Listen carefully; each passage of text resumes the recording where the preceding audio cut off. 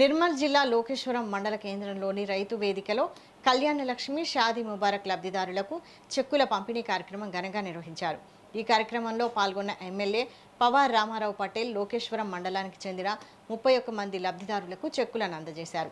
పేద మరియు మధ్యతరగతి కుటుంబాలపై వివాహ ఖర్చుల భారం తగ్గించేందుకు ప్రభుత్వం అమలు చేస్తున్న కళ్యాణ లక్ష్మి షాదీ ముబారక్ పథకాలు ఎంతో ఉపయోగకరంగా ఉన్నాయని తెలిపారు. ఈ సంక్షేమ పథకాల ద్వారా అర్హులైన కుటుంబాలకు ఆర్థిక భరోసా లభిస్తోందని పేర్కొన్నారు.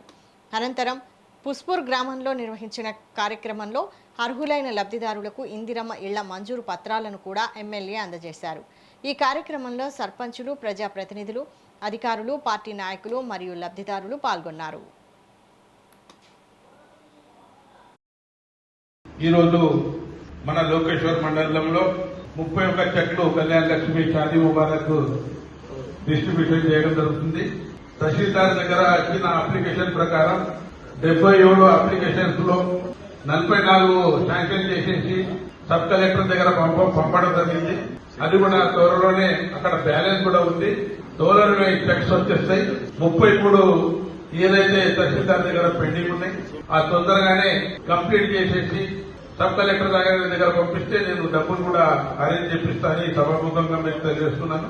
అందరికన్నా ఎక్కువ సమస్య మనకు రబీ పంటది వచ్చింది.